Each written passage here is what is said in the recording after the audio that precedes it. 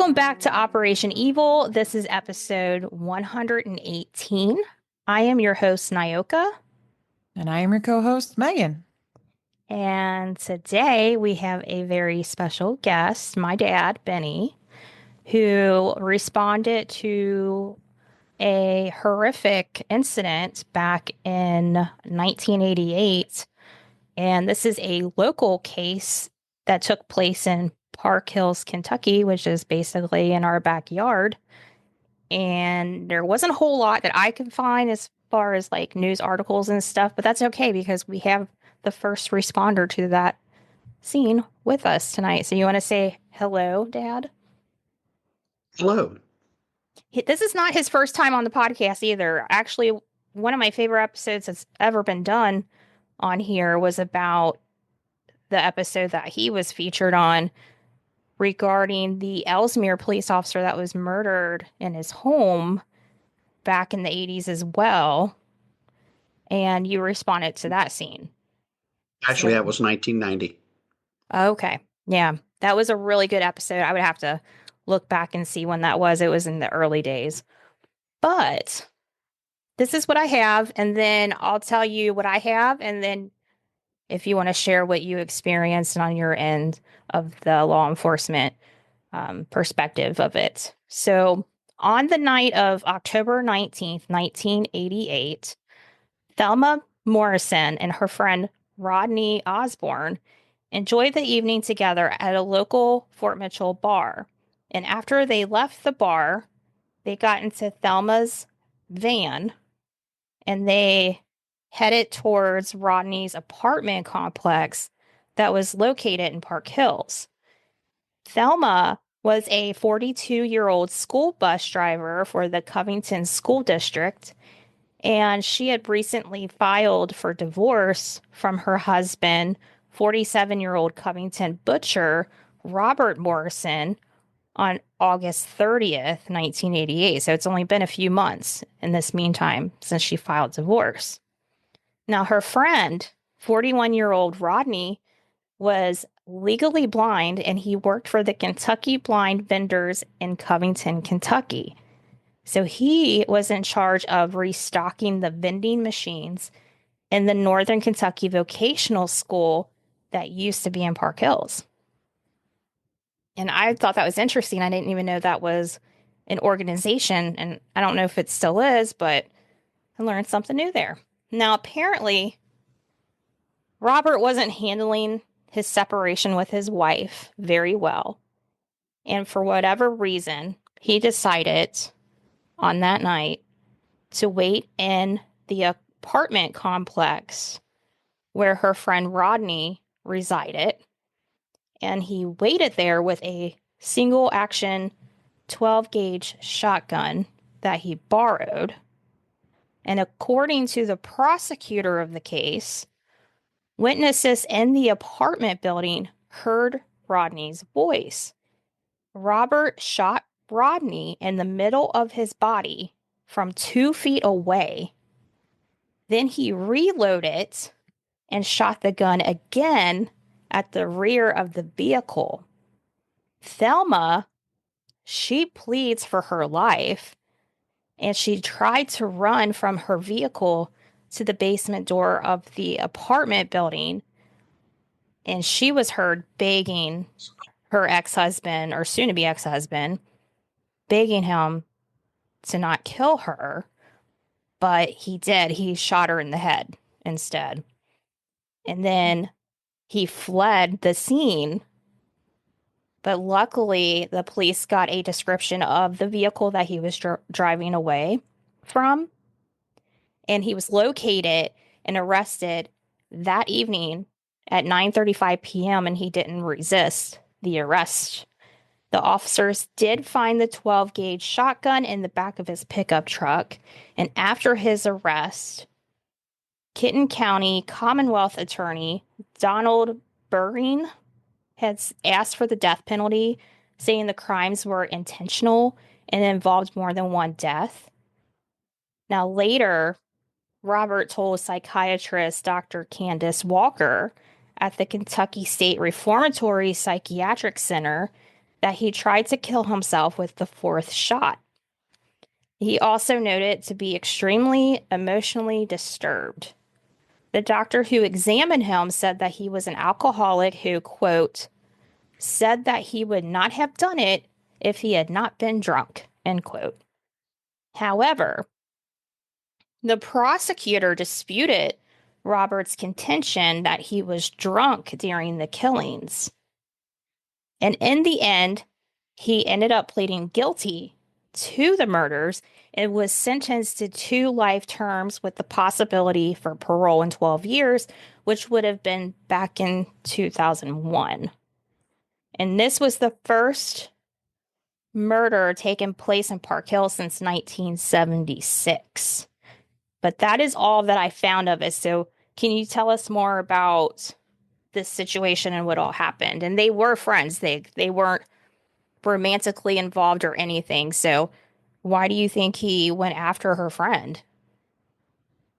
Well, from my understanding, and I did not complete the investigation, I was just a responding officer. The officer that actually made the arrest on Robert Morrison was Dan Kreinest, who ended up being the chief of the city of Fort Wright. He located the vehicle and stopped it at the bottom of St. Joseph Lane in Park Hills. What I did is I had just completed eating my dinner, got a call from dispatch of shots fired in the apartment complex in Park Hills. I responded, and on arrival, I found one body next to the van, which I could not tell whether it was male or female because most of the head had been missing. Oh my God.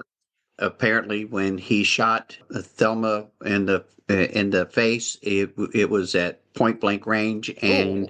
it literally caused the head to explode. He shot Rodney Osborne in the chest, and from my understanding, he was so close that the wadding from the shotgun shell had actually lodged in the spinal cord. Ooh. He bled out within a matter of no time. It was, like I said, it was October, and it was in 1988, and it was a very cool night. Rodney, like I said, it bled out rather quickly, and because of the coolness, the blood had thickened in the parking lot. Thelma, obviously, they both were gone. After I called my chief, because we were a smaller agency, of course, he responded along with Lieutenant and the other officer. Everybody responded, and investigation ensued. And from everything that I understood at that point was after securing the crime scene, yeah, and speaking with the other officers on the scene, apparently Robert Morrison was extremely jealous of Thelma. I don't think he wanted the divorce. I think he. I'm only assuming because I have no knowledge of what he believed, but I don't know if he thought that there was some type of relationship there with Rodney. But he apparently had sat in the parking lot in his vehicle. He had apparently been drinking beer, had that 12-gauge shotgun.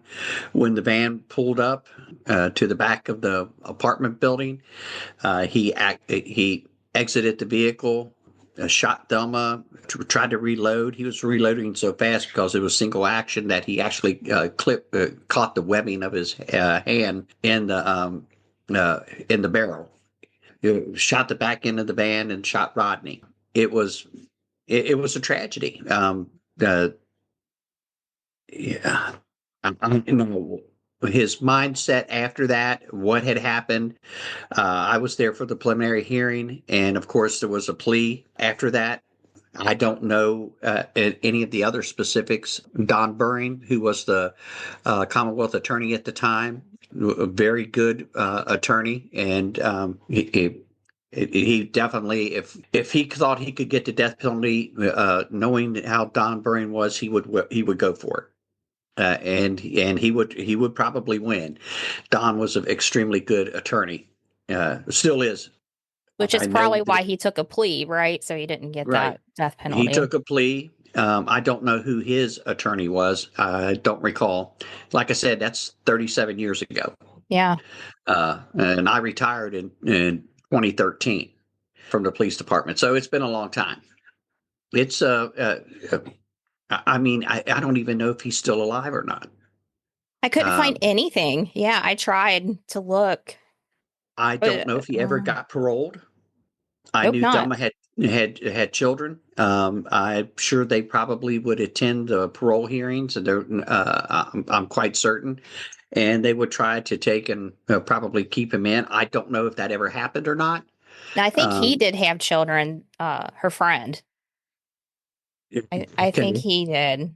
So, Like I said, and as far as I knew, they were just friends, and Mhm. she was being a good friend and giving an individual who, of course, could not drive due to his physical limitations, and was giving him a ride home. mm, So, I mean, obviously, Rodney was. It seemed like he was in the wrong place at the wrong time, and Thelma. I, like I said, I feel for the family. I felt for her. I could be a lot more specific and a lot more gruesome, but I would spare your listeners those details. yeah. It was a horrific scene. It was something that you would see in a horror movie. It was not pleasant. And Park Hills hadn't experienced something like that in a long time. Was that your first homicide or no? Yes, It was? yes. Oh, wow. That was a crazy one to go to because I don't think if you're not familiar with guns, it's not just like your normal revolver that's up close and the damage that does. I mean, this was a shotgun. This is Now a I don't know whole the different exact round impact. that he used, but obviously he used a higher uh, a more powerful round than birdshot for sure, because it did so much damage. Right. That's And if the awful. wad was in his spine, it would have had been more Ooh, than birdshot. The bodies were transported to the Hamilton County morgue, where that's where the autopsy. That was prior to Northern Kentucky having a medical examiner's office at what was then St. Luke, is now St. Elizabeth in Fort Thomas. oh, okay. That's where the medical examiner's office is now. If we would have had to take and had the bodies transported to Frankfurt, but there was no need for that when we had assistance from the Hamilton County Coroner's Office. Oh, okay. So they handled all the local stuff. We didn't have that No, they just did the person. autopsy. Oh, The okay. the coroner from Kenton County, that was Doctor. Oh God, I can't recall his name offhand. He's passed away a long time ago. Um, uh, he responded, and then once the investigation was complete, the delivery service was able to take and remove both of the bodies and transport them to Hamilton County. Oh, I would love a guest like that to hear their perspective on things like this too. Yeah. Dad, did they have any I know in the 80s BAC really wasn't a thing, but do you know if he really was under the influence? Don't know of any testing that was done. He was arrested by Dan Kreinest. I don't think Dan did any testing. I don't think he was transported to a hospital for a blood test, or nor was he given a breath test, because at that point in time, it really didn't call for it. And from all appearances, it looked like he was in control of his faculties at that point. Yeah. And he didn't resist anything. He just No. No, pretty much no. admitted everything. Surprisingly, he did not resist. He was cooperative. I did not. First time I heard about him trying to or wanting to take and commit suicide, but that I was unaware of. Yeah. Yeah. It was really hard to find information on this. It makes you wonder if that's why she left him. Like he must have had this behavior in their relationship for her to, I guess, leave. But I mean, we'll never know. So, No, I have no clue on that point. All I knew is that their marriage was turbulent, and apparently she had requested a divorce. I don't know if there was an actual filing or not, but I think that obviously he did not want that to occur, and I don't know if he had that mentality. If I can't have her, nobody can. But it would certainly indicate that things weren't good. Right. Oh In man. your time in the police force, with all the cities that you've been involved with, is this the most horrific homicide that you didn't investigate it, but that you've been the first responder to? No, I've been to a lot worse. Even though the majority of her head was gone, I have the one case that Nyoka was talking about that occurred September 3rd, 1990 at 11:37 a.m. in the morning, where Sergeant Robert Palmer was killed by his wife's ex-husband as well as their two children, Casey, who was 3 years old, and Robin, who was 2 years old. That was probably a more gruesome scene for me. And it affected me more because I knew Bob, he was my sergeant. And I knew those kids, and I knew his wife, and of course their family. So that was probably more taxing on me than this particular homicide was. I have investigated homicides, death scenes over the course of nearly 35 years in law enforcement. So was it the worst? No. Was it gruesome? Absolutely. I felt extremely bad for the family, especially her children, who had to know that the casket would definitely have to be closed. So I'm sure that it's I feel for the entire family, both sides, Rodney's family and her family. Absolutely. Yeah, and if there's any other cases you want to discuss with us in the future, we would love to do that. Because I have a lot of them. even though he's my dad, you think I would know it all, but he never took his work home. He never ever took his work home. So I didn't know if he had a bad day, if he responded to something like that. I had no idea. I None. never brought my work home. I never wanted to burden not only my children but my wife. My wife was always very concerned and emotional, especially for me. And this particular incident, she thought that I was involved in this shooting, and she was petrified. This was the days before the cell phones and that kind of thing, and she didn't know what happened. And she was listening to her scanner, and it scared her to death. And I learned from that point on that I never brought my work home. I never wanted to burden my wife. I know a lot of guys use their wives as a venue to vent. I never did. Work was work and home was home. When I got home, it was about her and my two girls and nothing else. So when Sissy found out about things that I had been involved in, dangerous situations,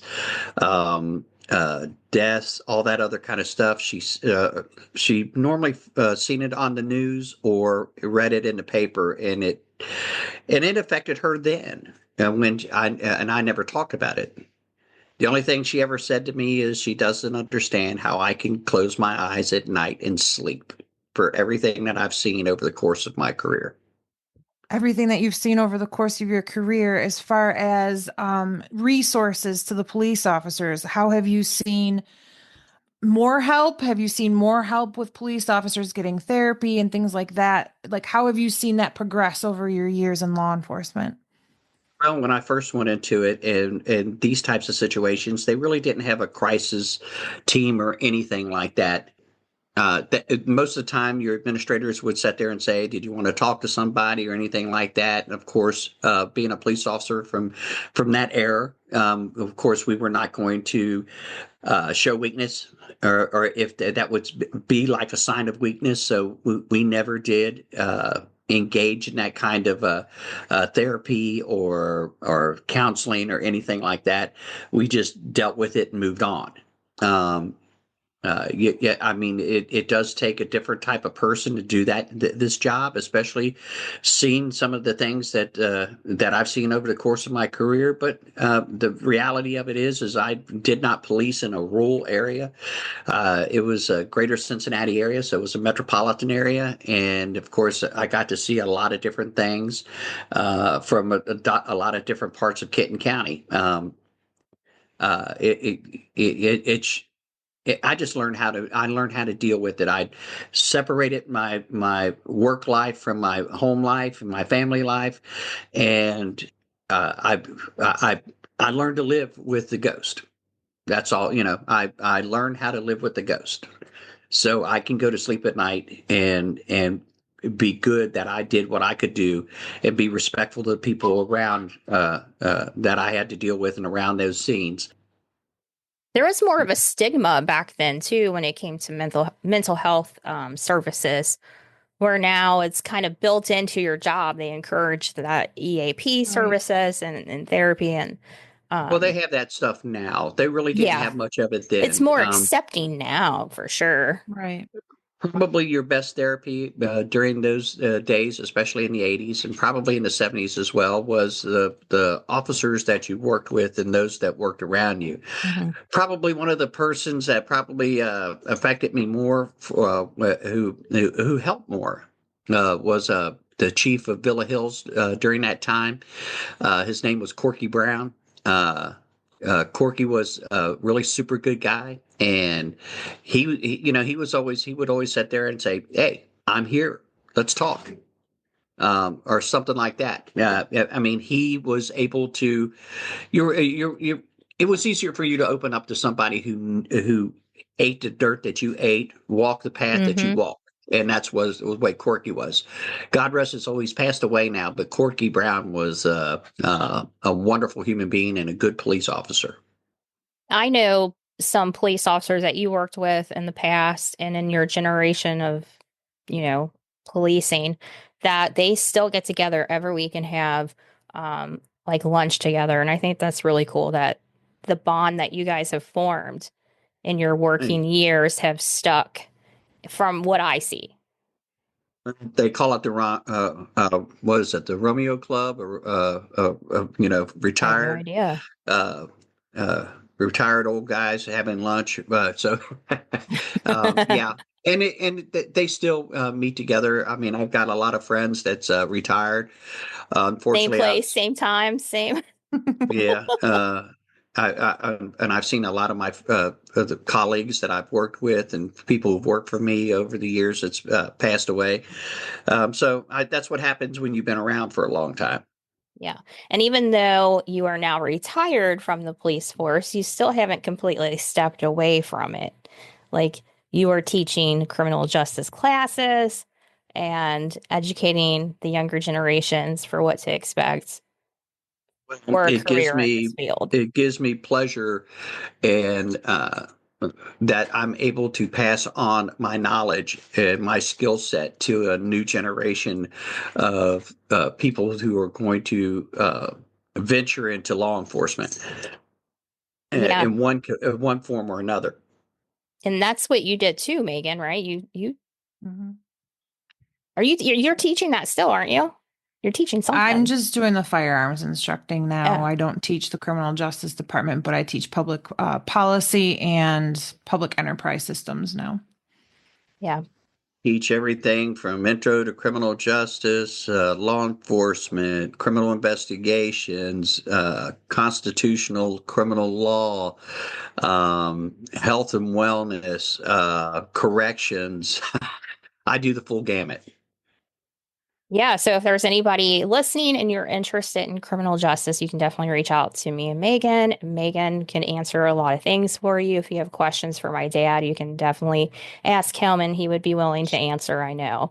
Because this is what he does. He teaches the young ones. So that will do it, I think, for this episode. And hopefully you'll be back on for a future case. But if you can't get enough Operation Evil, consider supporting the podcast by joining our Patreon. It's in our show notes where you can find the link. And it's going to be 38 bonus episodes on there because we're getting ready to do another one, which will be posted right away. So if you want to hear more, just hop over there on that platform and you will hear more episodes with us. But until next time, goodbye. Goodbye.